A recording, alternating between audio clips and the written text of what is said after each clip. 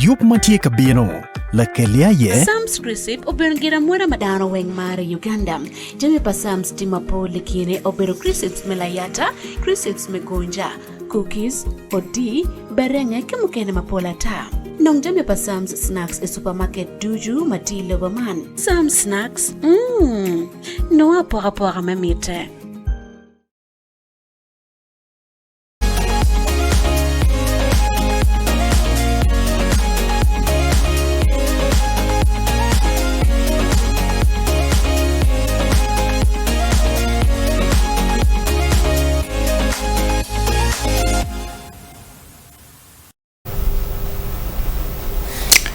Kudiko matching ayedong adek ni andwe PRRO wi angwen dwe machil mwaka fut manyen fut wa mete ka waja happy new year 2024 tika chuoni ni one kan studio wa me one lo TV tika chuo maleng dok mabe titwala mere jole yupo me Rupiny tin kwa ke yani wacha ka show ni late machine pa morne cha kana gwenye no nyal da ko donya ye tin la dit patio wa ke microphone pare chuoni ning do jone Acho mabe Emma. Icho kini. Acho mabe. Ange you sound bela yellow, but here we are. Yes. Tiene titi choke microphone. We are back. Be wa fo titwala tamu cho mabe. Poti mabe. Atamu na maro wethe ne kerate kwede. Kot pe ka chwe, penye pete kini RTO muling mere mabe. Pat, tuan men kot mu chwe di woni pe winyo. Chi gwa ka gwa chwe maro ano umolo. Uchwe ma tek ma cha pa me di wo para wacha para chel kinuchu. Ano. Pe winyo. Acho bero di kano penye ne ata wacha weather is good. Yat pange ngoti me. Anu wa cho cha wa so a winyo lot kot mo ni bwa ka do. Ano pange. Okay. Ucho nini kama yake motika na wa yene abijole ko kanyi wan lo TV yupo me Rupiny tini wati cha kone late manok ko ba ni machine ne uberiki peka manok ento ololo obeki kero be yupene wa fo yen me bir kanana wa la bon ki kenyini la bon galo chawa do mo chako chawa meni po tin ndo PRRO wi angwen do me achel mwaka ale ba chel kimia bo ngwen PRRO bo ngwen wi abiro 1997 nerma adui pa ADF ku chako kele lwen ki moñ pa UPDF e district Mekasese attack mo wonyine pat terrorist attack mo wonyine kumbeti otemegwe e city square choke police kenyu ke parliament haven yes kitika biya ne ADF jokentam ADF chakal wany kumbeti but ADF has been attacking Uganda since 1995 actually.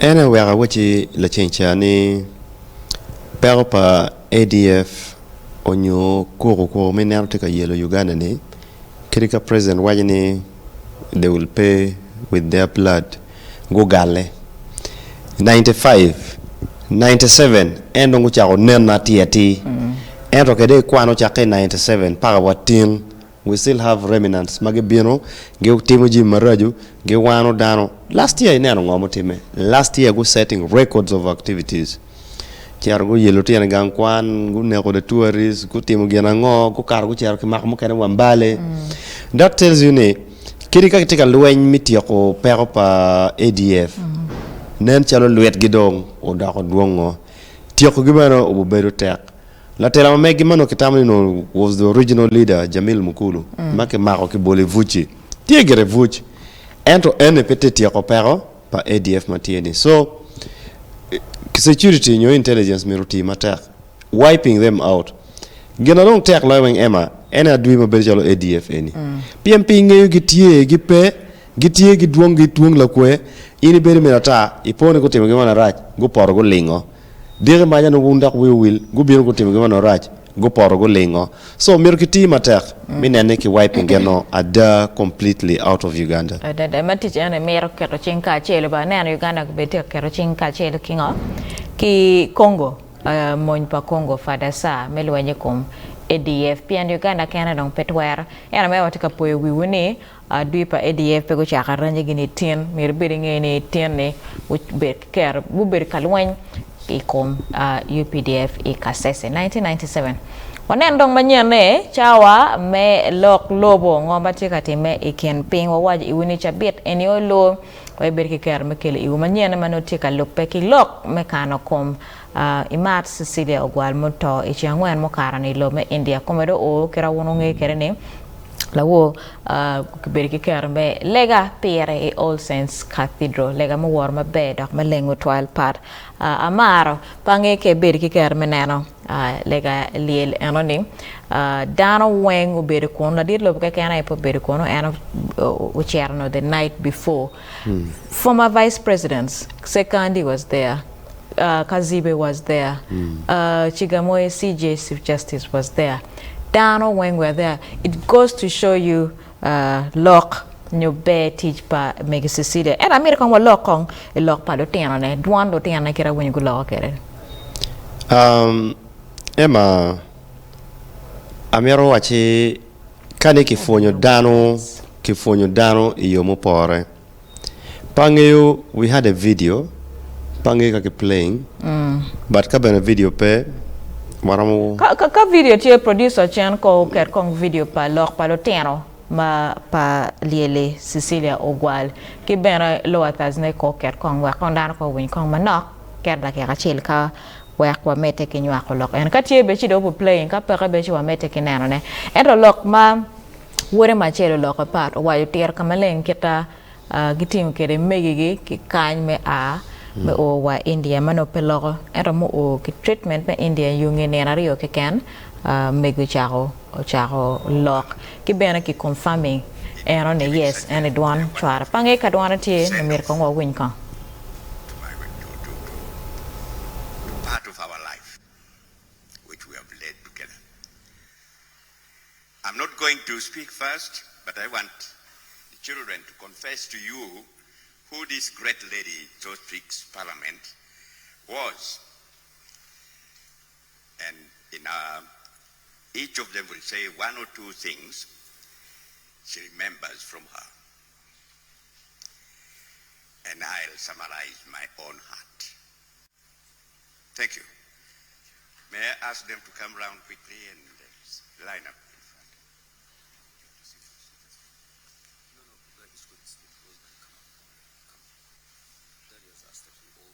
I want the children to come up, please.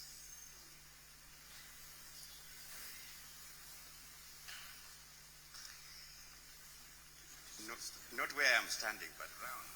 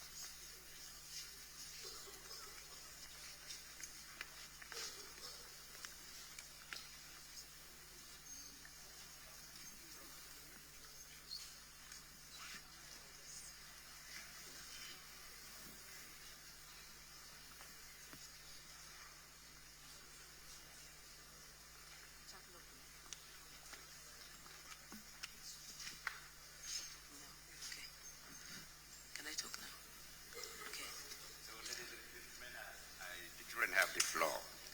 Okay. My name is Rosemary Ogwal, and I am the firstborn of Mose Lamek Ogwal and the late Cecilia Ogwal. And I'm standing here to talk about just a little bit about my mother. My father said just one or two things about Mom. And what I'd like to share with you today is really that our mother took a lot of guidance from her Christian faith and about love and family. And here about love and family. And I think that after having heard quite a lot of people make observations about my mother, many of them have talked about her as being a member of their family. So you have a small aspect of how we feel She was very much our mother, a very loving mother. And as you can see before you here, it's not just my mother's biological children, but my mother adopted children. And also my mother looked after many of her siblings as well. So we are a very large family. You see a very small aspect of it here. But also at work, I can see that you are also members of our family.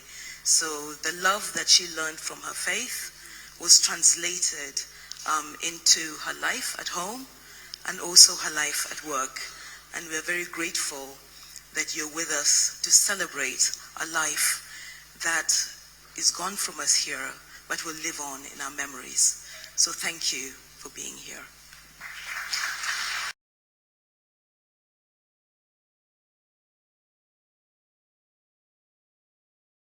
nya palato Cecilia Ogwal nyara ma dirte part ma kilo nyeni Rosemary Ogwal e winyi kera giti loker para mere ko ma loker aspect palot tieno pa megi Cecilia Ogwal and la dirlo wai andar no penge ni Lyeli tikilo tiena beer man you she was active everywhere and then lo tieno ki watchini ineno be tinyo kwiri pangar mone ki Lotino ma eno raising Lotino ma kwiri Lotino ma gilor ma be me neno ne moye kan mo ko janu para ngat mateka neno wa kumbe no romo penye wachini lok pa Lotino pa la to now lo gulo lok maduong gena ber ko lo pora mo kele weng ento wie ema amer wachini kanidano julu Lotino gi mego julu Lotino ikel Lotino ber no weng gen weng bedo ke kar mi lok ngarachel mabedo Australia ni o tero matut kid ma ene dugo kwere e kwanyo mene itero yat gen mo mako wia loy weng ene the last moments of kopa mamane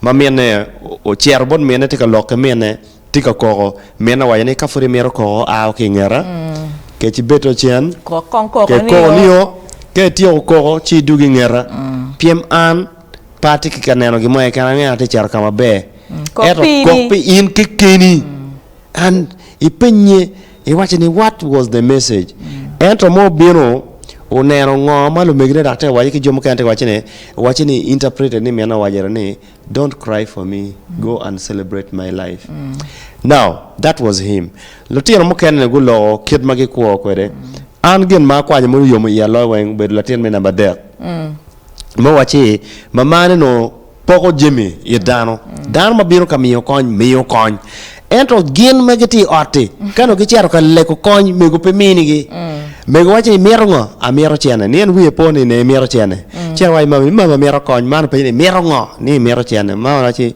abi mi melon abi mi era menene tiu bere chulo ichul beno ki interest Amara look, but you recover ni mego was no jokes everywhere. It can be raising Lotino, ne? Yes. And to Dana when whether in Latina and you're in Pay Latina, the same rule applies. No, and they were very open. Even Charwajini, if you no, what a chill. Why if you wanted to invite trouble with the mom, you disagree on opinion. It's like you are inviting trouble. Ama lo palatine mader kabe jen no pio ma beru South Africa ne wachini mego chiar kalime South Africa kiluka just hange kilu kwaine ti we kilu kwaine this is the time to fight for Uganda where we mamia no ti where ne wachini iberi ne no mene sitting room katuko kilo tiene we ma ufonya kilo tiene when is about Uganda in kumbeti tiene beri ma wigi pone Uganda is first mirif ma Uganda dari loin pi Uganda you can imagine what type of woman or mother Cecilia Ogwal was me lok ma would up no I think ma ero lok on tap it is coincided with the all the statements Mobero Kakaro I managed to listen to Maria Matembe message Mao Karo about the women's movement and how go watching regardless of their differences kieta mego chung kwede matek first of all as a woman rights activist kidong miario chung pe Uganda Anita Mong obiro conclude watching every time mego chiaro nyote mgimo it was Uganda first not even herself Lutene guwaje lok ma beje wede mat gikeni abok ni wa kwano kere. Yeah, obini. Obina primary. Why discipline mano mego disciplining kere ene mar balo wane. Tutam tamachelo wa yecho. Mego chera wile yera wa panyira. Watching but they school don't think nyere. Why do you have girls shoes? And girls shoes that take a tour weaver. In a tira wobi. Pede rongwe di luki wa panyira nyaka meru katiana ne. From that term, pede balwa. No, it is mental punishment. Each year wa panyira. Psychologically, the psychological effect ni tiene ibi rogone luo bibi wor ko di wot ko vio mi ari pe be ro ko change bi ta ker ni kap wa e ro wa panyira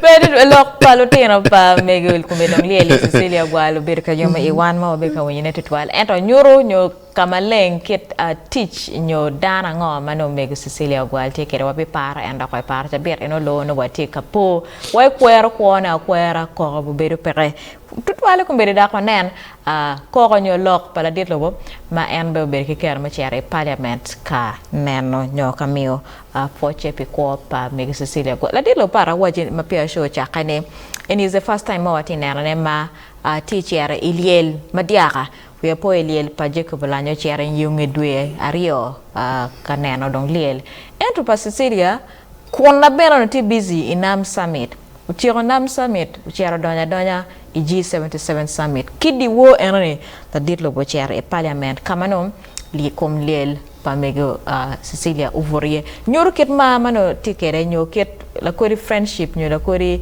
tele mano gitikere mabene mati healthy ingeyo tele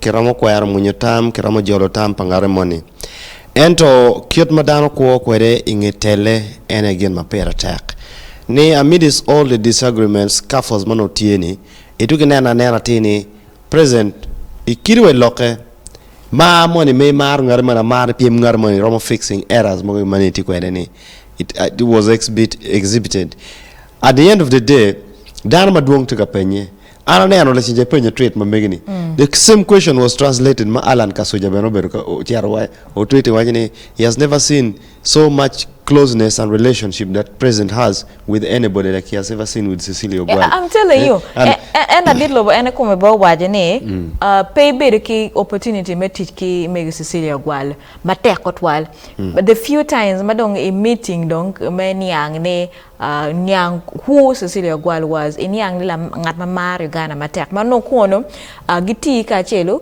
there would even be greater things pian gen wenge marlo me Uganda me no bedo lok pala dit lo present cheweri and that takes us to one thing terwane in ke marlo ni ibi marlo ni ki chwinyi ki jimi weng ma initimo it doesn't mean ne you must think about ni ana take part ma command miratim gena command ati kama command miratam pe joma megwa now wakwanyu team on your spirit majoni ario ni kitika nyorani ni ini bi beda nyole me Uganda e kara mo eken kedi ke chiero kwe furi bi do and Uganda chile bi no so you can never change your identity quoting lock ma megs media matem malawo speaker olmo speaker me parliament illegal is all sense ni on behalf of the women movement can one well maro promoting be teach pa mon bien kay lokom media was surprised no penge ni be opportunity me lok illegal yelinge gena waje ni Megu Cecilia Ogwal is the only person who lived according to the motto of Uganda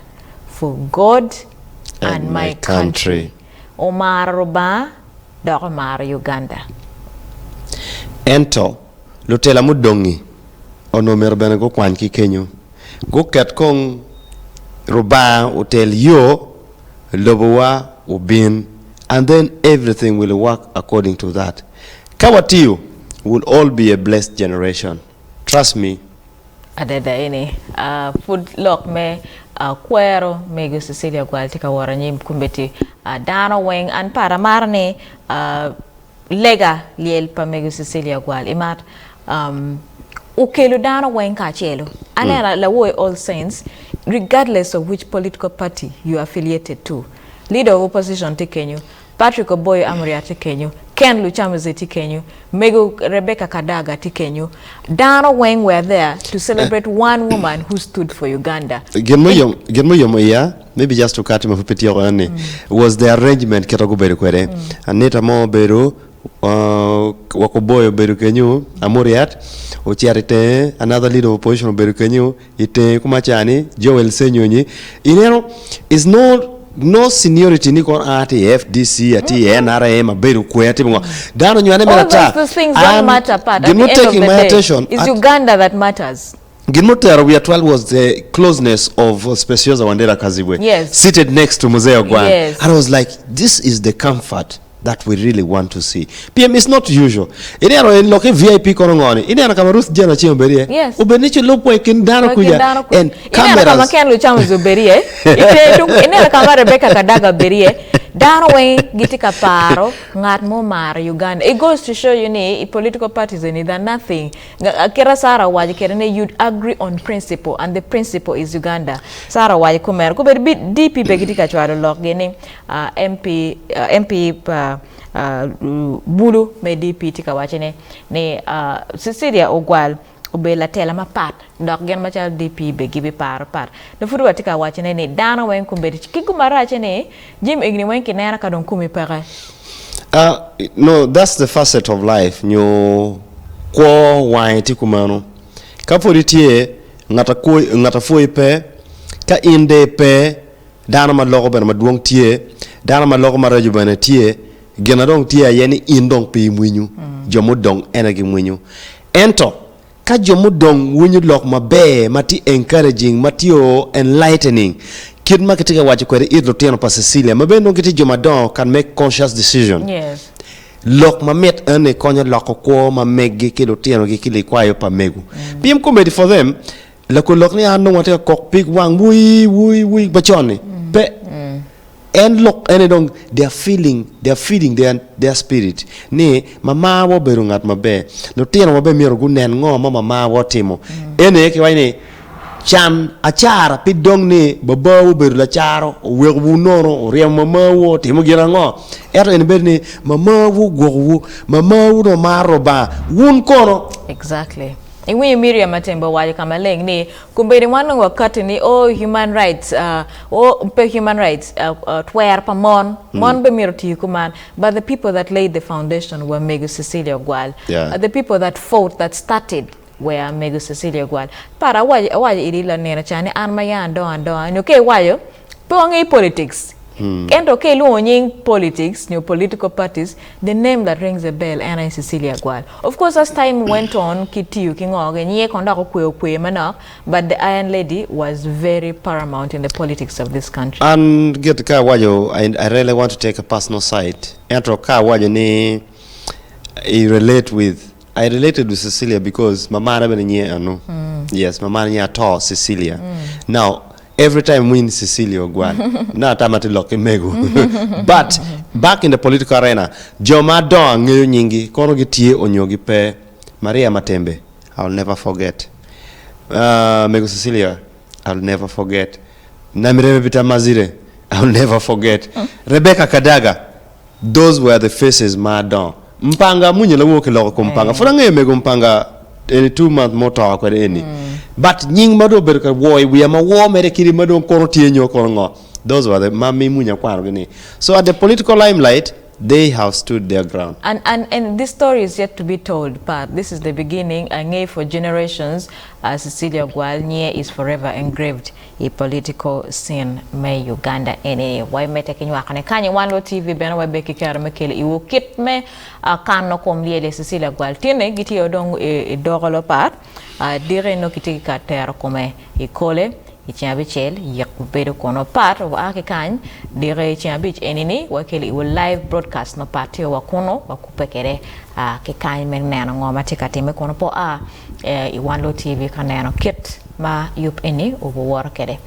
Kono wachinen chawa me abogala ngodok manyen matikatime kama paroner matote ichawa enwe chako ki Gulu City kama kumede yup me kwano dana tika chake Uganda Bureau of Statistics mer chako kwano dana igulu city census part jo kana dok itika wache ni ini dok kit gina ngoba dini bo kana winyi pegiti yene ki kwandano no tamani dini mapegi ye ne ke kwandano that is interfering with the government's program miro kenene kitiyo ket machiek woro kwede kwano dano pere tek kitiyo mwagadong maduong mapeke kwano dano ka government okatiki budget mibiro ka kwano wil dano bene tikwe mi achiel government kung'eyo ni Uganda yaka yang no tie million piero ang'wen wi adi piero ang'wen wi ariyo dano meteo ti million piero ang'wen wi abich onyo piero ang'wen wi abiro 47 million bene tie ni kaking'eyo kechero ke planning o yat wamiro chilia di lotiena di mu mete watim girango igang kwan mo gameta tika kerne ni ngo mo miro ke medi wa ko met ker pa lotiena makinywal manen to fit in the system anyway doc a lot planning ki wajini failing to plan is like planning to fail le mon ano nika in pe planning romoro ni tika miro kwero neno kitu mire mete kwera nyimpiem pingi ngo mete tika miro timune para mar lok ma megujeno kili RCC megulo wajene joma gitika wajene ni kwano dano census ni peti yo paro bango doktene bible e karma Joseph Rupiny men ote made it katerne kwe i Bethlehem kama census no butimi so census is a valid thing and legal manyoro kama lengo mamiro ke team be planning pe nama padano mo tikere ene kabeti karbene when they see how to plan better. So, Pangeka is a regional census for Uganda as a whole. No, census kibitimo weng la wanchel. All it's going to be a national thing. Ke kwano dano weng. Tawni their ideologies mogomadano karokwedgi makinini tika balu bebe padano. Lakuri wijmon machon mayang wini kono kaki guardano ke polio lotiana weng ke nywala gi bere kuman wo kono everything Gimo ekena kelo bere ki objection ye. Ento census ngata tika kelo ka jeng ka balu lok mi census ki bora tam mir ke maga maga pe ki balwa chawa not even interrogating them. PM ka in wi piramo tamane kon ka do yini bachi deki bere pe ki nge census. Iri nge ngoma timi oti kon keken. Dim ene do we po karma national ID bo chaka joke eno gitiki luar ni national ID ene ma nyuru kwarni anga dai ni anga ki kware ma nyuru ke ruwen miri tap kinge kam kirama no ngi ye joke eno gitiki hesitation money ye ento elok me kwano dano census kumberi kitika wachi kibitiu kijemi pamono kumberi laptops smartphones iPads nene machano kiti ki paper we post census me 2014 yes enumerators no gubiana ki paper ki chaka penyini tikolo tiana di machao kana rama gwecheo ne era wachini ema geno wa kumbeti kano dano tamni we lobo lake let's take a simple example one take ID mamegwa eni ID mamegwa eni ene tiu kwede me yapo dogola wapeki kifungua Jimmy do lakeo that's technology ka tika chiaro ne amero yapo dogola ene kumbe roma ne biometric system maketika kwany neni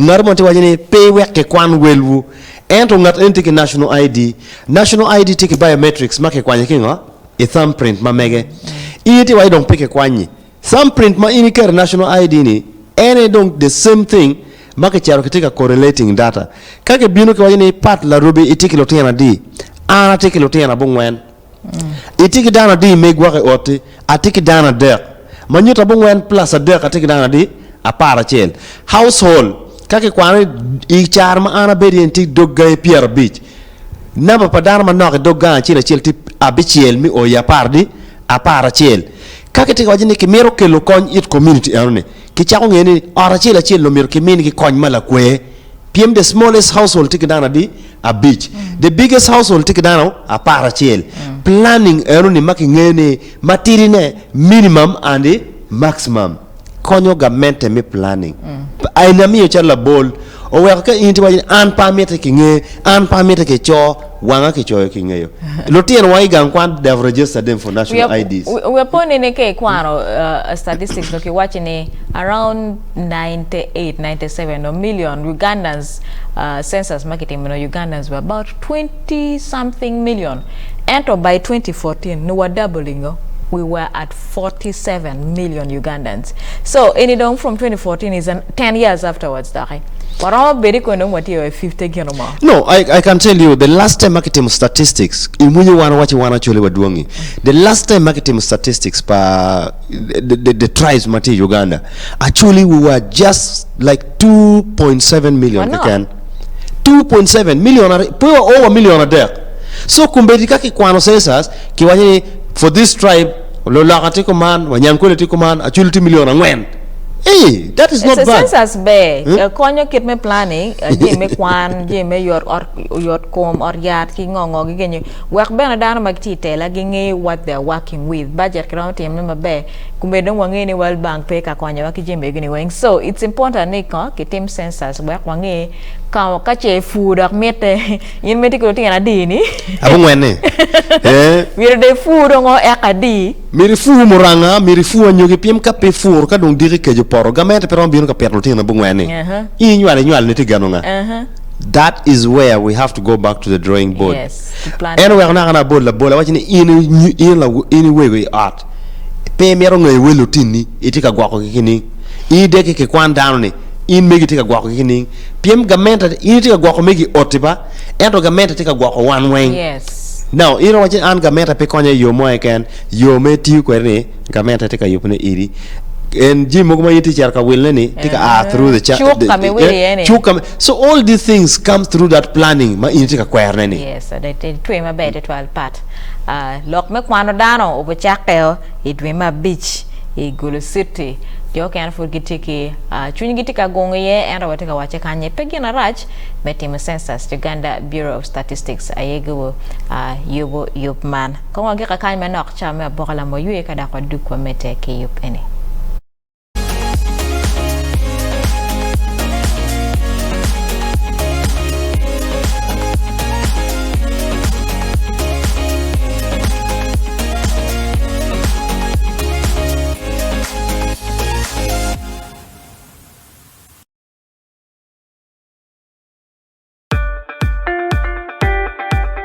Yup mai beru kaneno ne lekelia ye Sam's Crisip obengira mwera madano weng mare Uganda.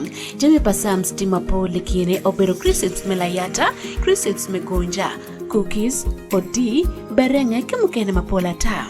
Nong jami pa Sam's Snacks e supermarket duju matilo baman. Sam's Snacks, noa pora mamite.